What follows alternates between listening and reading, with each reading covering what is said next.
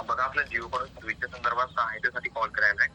हो बोला. बरेच दिवस झाले जिओ कार्ड आपण बरेच दिवस झाले म्हणालो जिओचं सिम कार्ड आपल्या फोनमध्ये वापरत आले सर. हो सर बरोबर. रिचार्ज केलाय तर आपण रिचार्ज पण शिल्लक आहे. हा हो सर. बलरामजी दळवी यांच्यासोबत माझं बोलणं होते ना. हो हो बरोबर आहे. काय समस्या आहे त्याचा आपल्याला? सर समस्या आता कसं आम्ही कालच रिचार्ज केले. आता कालच रिचार्ज केलं ना सकाळपासून आमचा काहीच रेंजच नाही.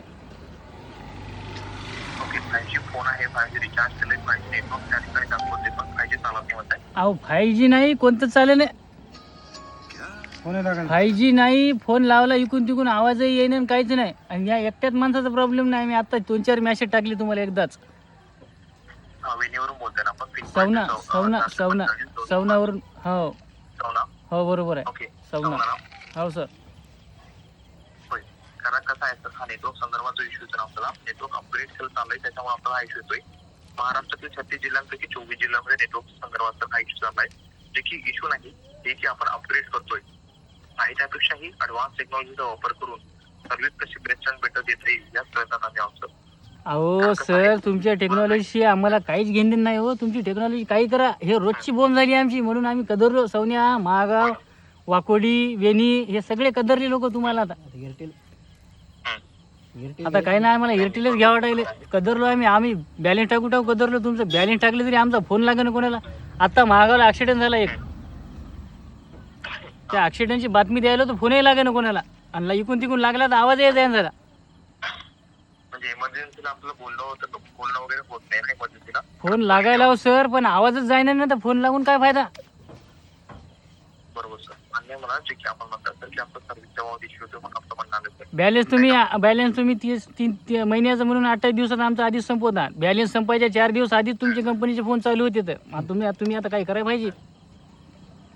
बरोबर सर. रोजची फोन झाली सर. ती काळजी आहे नाही. स्पोर्टचा मेसेज टाकला आम्ही तुम्हाला तुमचा लगेच आम्हाला कॉल आला. तुम्ही आता कुठून बोलायले सर?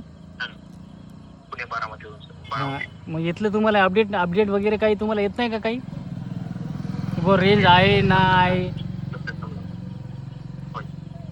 आताही सर आपल्या ठिकाणी नेटवर्कचा जो इश्यू सर तो ऑलरेडी रेंज आहे सर. ऑलरेडी रेंज होती सर. काल रेंज होती. आज सकाळपासून रेंज नाही कत्तही नाही. आमच्या गावातली सकाळपासून लाईन नव्हती.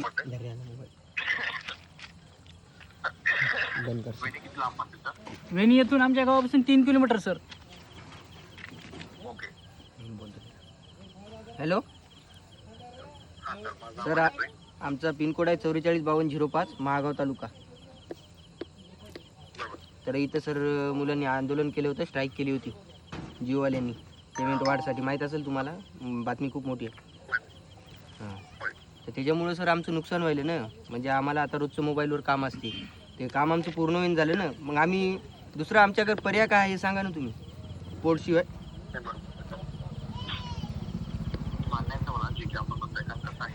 इंटरनेटवर जास्त आपले काम आले आणि ते जर हो ना सर. आता पूर्ण टेक्नॉलॉजी पूर्ण बघा जो स्ट्राईकचा इश्यू होता जे आंदोलन चालू होतं बरोबर त्या संदर्भात पूर्णपणे रिझोल्युशन त्यांचं पण झालेलं आहे.